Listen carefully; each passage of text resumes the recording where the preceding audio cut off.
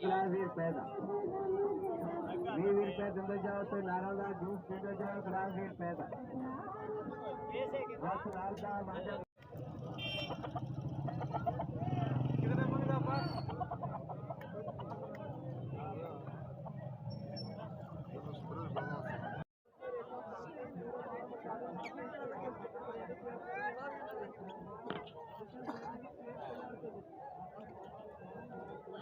set में था क्या